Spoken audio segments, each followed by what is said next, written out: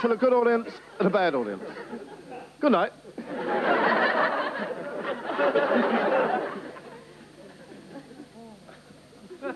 My name is Malcolm Hardee, and I'm going to be here for the next 9 hours. And during that time, I'm going to be doing some poetry, a few jokes, a bit of mine. First of all, the poems. Poem number 1. Roses are red, violets are blue. I'm dyslexic, so do I have words, really.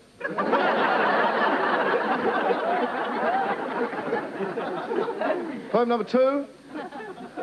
Roses are red, violets are blue. I've got amnesia. I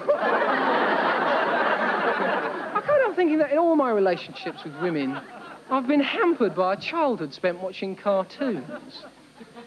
For years, I thought the best way to try and approach a female was to go...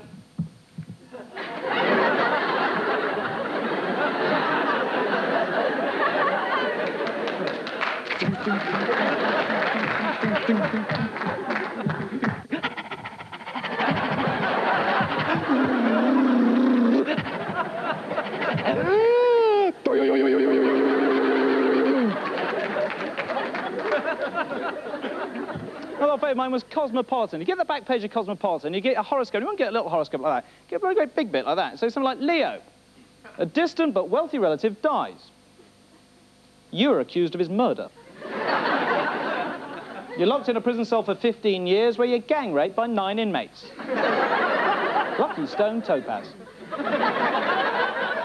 Hello, good evening. I am a security guard. I have a few security guard jokes for you. How many security guards does it take to change a light bulb? 1. We're not stupid. These 3 security guards go into a pub. Nothing happens. But that's what we get paid for. A door with 2 Yale locks and a safety chain. Not so funny, that one, but extremely secure. What do you get if you cross a security guard? Trouble? So don't do it. It's quite a good life as a security guard. A bloke said to me the other day, "You officious little bastard." I said, "Yes, thank you." Social life is good. We have our own club. It's called the Security Guard Club. Used to have a more continental-sounding name, Club Security Guard. But some people took that a bit too literally. A mate of mine went for a nose job the other day. He didn't get it. Said in the interview, "You look nothing like a bloody nose, mate. Get out, go on." Why on earth did Bing Crosby's parents call him Bing? Where did they get that? I looked it up in a book of names and I couldn't find it. Makes you wonder, if he'd had a twin brother, would they have called him Bong? And why did Boxcar Willie's parents call him Boxcar? What a dreadful thing to do to a wee boy. No wonder he's a country and western singer. What else could you do with a name like that? I mean, he could never have been an accountant or a doctor. Prince. What do you reckon? Do you reckon that's his real name? Or do you reckon he just made it up? What do you think? Perhaps it is his real name. Perhaps his mum wanted to have an Alsatian or something like that. Perhaps he's got 2 brothers called Beauty and Rebel.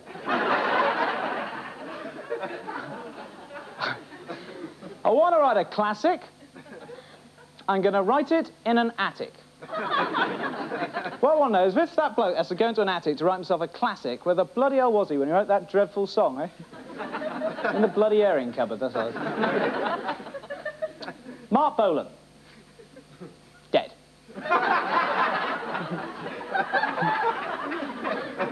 John Lennon. Dead. Keith Moon. Dead. Roger Daltrey. Alive. Sod's law, innit?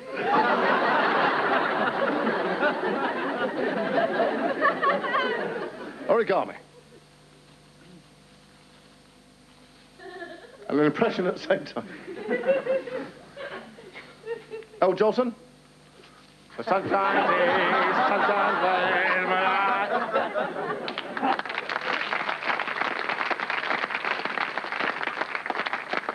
The last impression?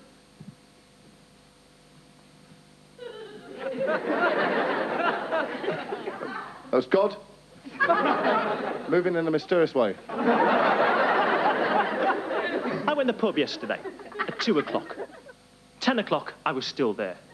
My mate said to me, Simon, it's time to go home. I said, why?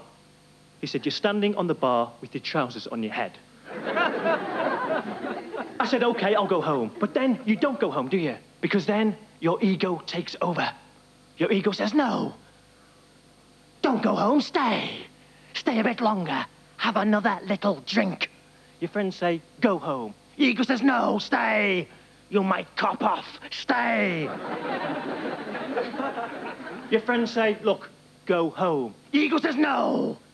Have another pint. Your liver says, have a pint of water. Have a great big pint of water. Your ego says, no, stay. Your liver says, go home, please. Just a pint of water.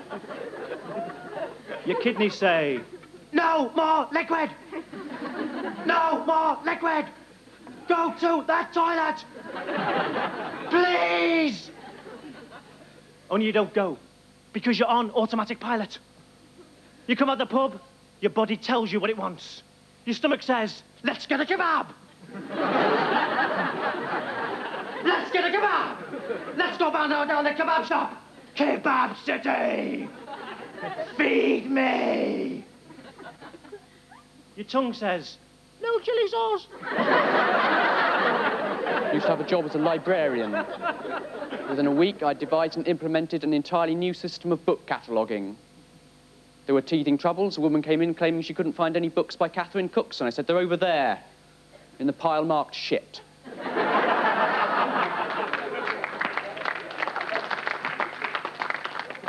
Why'd you feed a baby baked beans?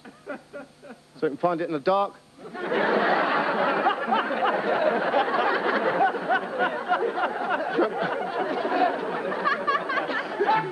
Joke number two. Joke number two. It's got 8 legs, 3 heads, and 2 wings. Man sitting on a horse, holding a chicken. Canada. Canada have done a lot for all the snooker, haven't they, Canada? 2 drug addicts and a big fat bastard. This one's completely in mime. So if you want to heckle, just... Music maestro, please.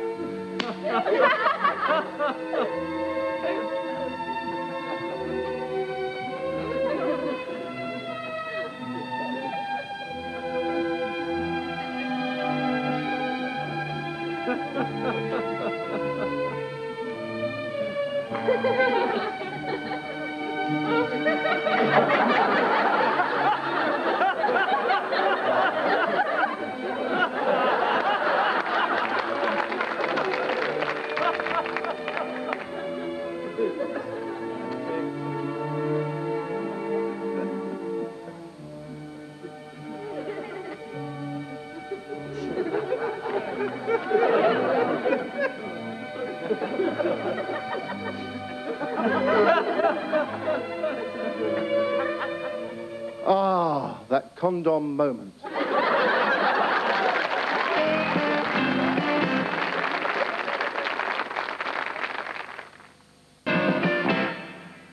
I'm now going to talk about things that mystify me during my life. They've mainly been ducks.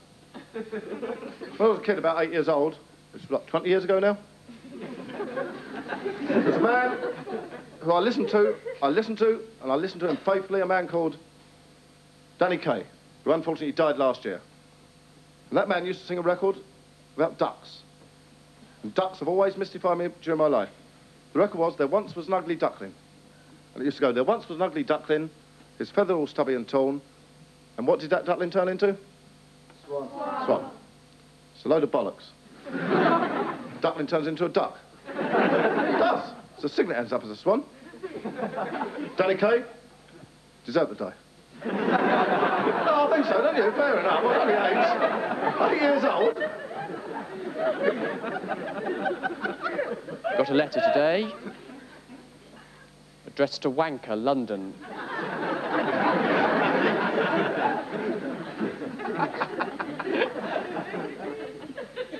It's an amazing thing, the postal service. The other thing I noticed with ducks is Donald Duck, and I don't know if anyone has noticed this, but every time Donald Duck has a bath, he wraps a towel around his middle like that, doesn't he? And I thought as a child, in my childhood innocence, he's trying to hide up his private parts. I was watching the telly, we had a telly, I was a posh kid, I went to grammar school, twice. And I was watching Donald Duck with a towel around his middle, I thought, good old Donald, you're trying to hide up your private parts. Off he goes, into the bathroom, shuts the door, sings a hideous song, comes out, and what's he do? He puts on a jacket that only comes down to there.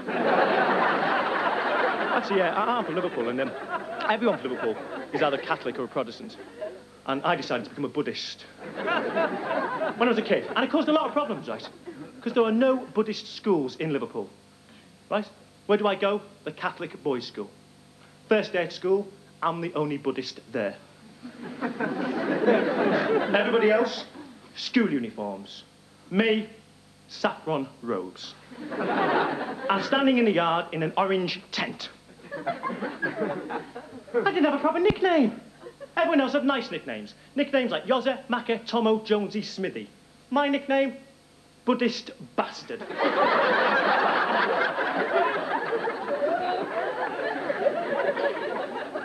I'd like to read to you some modern nursery rhymes. Little Jack Horner sat in the corner. That's right, Jack, fight the system. Mary, Mary, quite contrary. Friend of Jack's, I expect.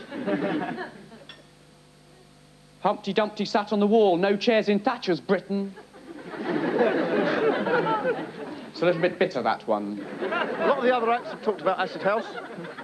As you've heard, I'm actually an anarchist myself. As you know, that's my agent.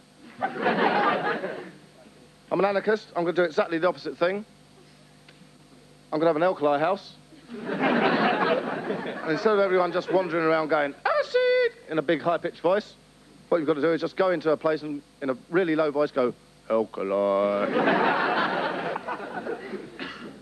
I'd like to read you a list of places I've been.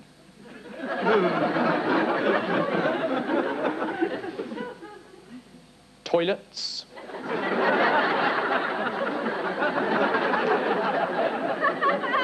There's a man on television called Harry Enfield. A nice man, a dear personal friend, of course. And he just says on telly, he just goes, loads of money, like that, doesn't he? On telly, every week. And the irony is, he gets loads of money. He just goes, loads of money, and he gets loads of money. I'm going to go on telly next week, I'm going to go, I want a shag. It's starting to work. Religious festivals are complete and utter waste of time, aren't they? You've got Shrove Tuesday, Ash Wednesday, Ski Sunday. What's the bloody point? And Christmas isn't even relevant anymore, is it? Like, you're lying in bed on the 24th of December, and are you thinking to yourself, tonight is the eve of the birth of Christ, our Lord?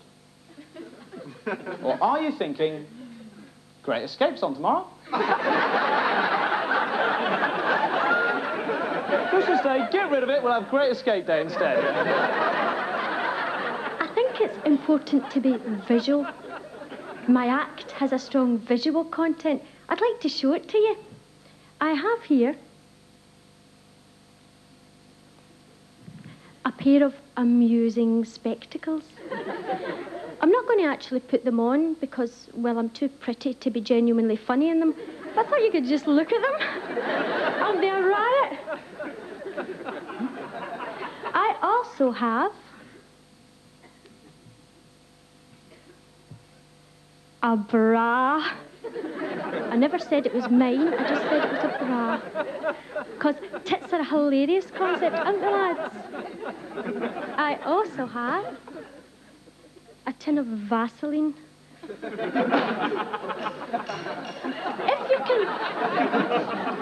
you can spot the connection between those last three items, then you're probably schizophrenic. Ladies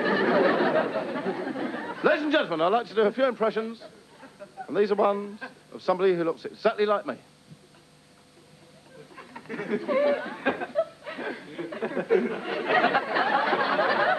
Frank Carson. That's a cracker. Anyway, I am extremely attractive to women. Girl said to me the other day, have you got the time? I said, good try, dear, but you'll have to join the queue if you want to have sex with me. She said, why do you misinterpret everything I say? I said, all right, then I will have sex with you. Frank Carson. That's a cracker. Another impression?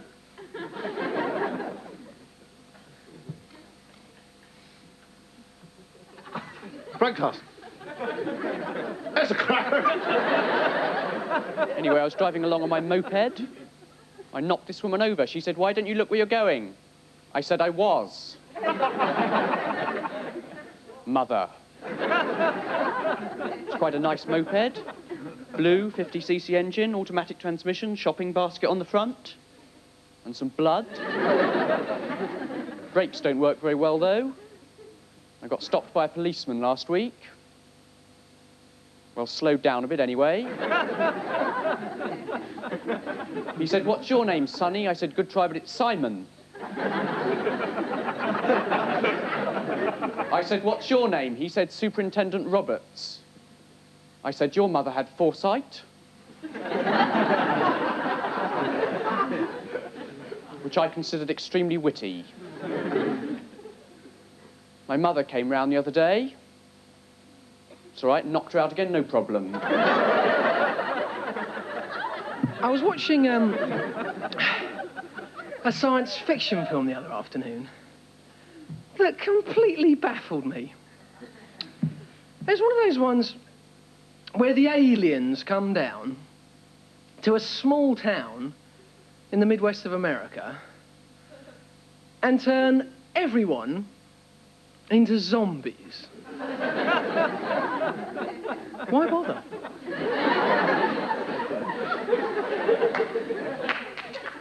They should make a film where the aliens come down and turn all the zombies into normal human beings. Hey, Sheriff! Jed Hoover's just been spotted having a fairly reasonable conversation.